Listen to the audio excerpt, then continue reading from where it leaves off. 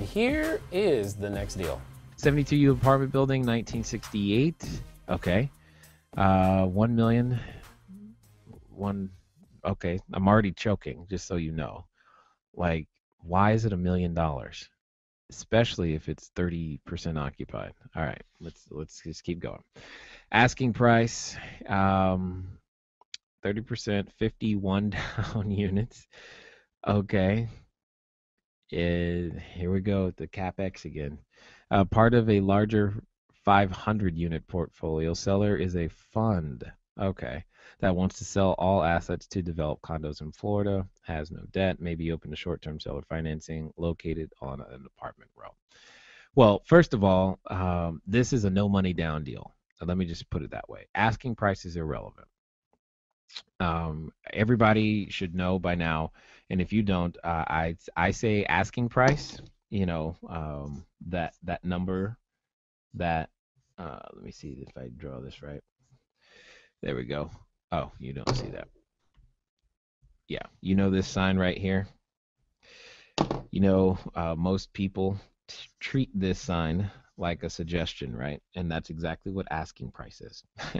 It's a suggestion. First of all, I don't think you should pay $1 million for something that's got 51 down units, and it's got 51. So the occupancy is 30%.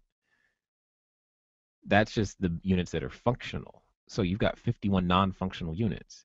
So okay, here's what's going through my head. I'm doing some math. Let's go over to the calculator. Let me show you. You've got 51 units out of 72. That's 70%. That means that other 30%, that's good. That means the people that are there clearly really want to be there if the other 52 are down. However, you're saying there's only 327,000 of CapEx still required, and I say no, it's going to be a lot more than that. Because that's around 6,000 a unit. And then you want to pay $1 million for it. $1 million on 72 units, like you said, is near 14,000 a door. I don't know why you should pay that amount of money. However, let's assume that the seller is stuck on their $1 million. Here's how you do it, especially since they're a fund. Cool. Pay them their $1 million.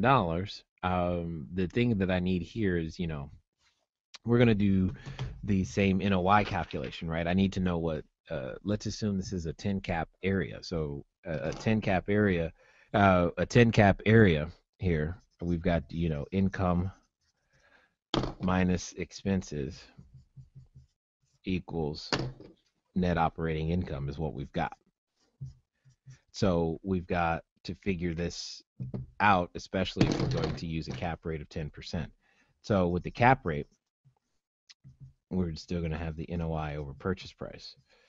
What I need to know, what I'm going to say here is that I'm just going to say that, we've got a 72 unit building with a $500 rent.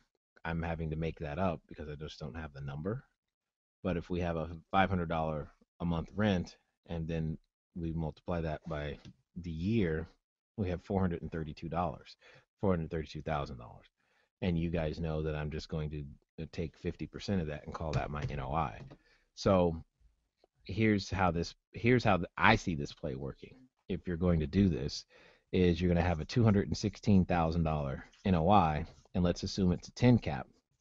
That means you have a new value of $2.16 million. So that's good, because if you paid the $1 million, your book value is $1 million plus rehab. I just think your rehab is going to be a little bit higher. I think your rehab is going to be closer to 500. And so you're going to be in at 1.5. Here's the challenge. Okay, so if you're in at 1.5 because you have a 500 rehab and you paid them $1 million, you have 1.5 to 2.16. So we've got a new, let me see, 1.5 divided by 2.16. Yeah, that could work. Very close.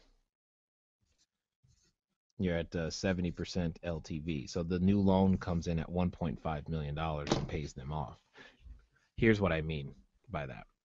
You offer them absolutely no money down. You give them their $1 million, but you take nothing but terms. You have no payments on that loan. whatsoever, and you have a balloon payment upon refinance.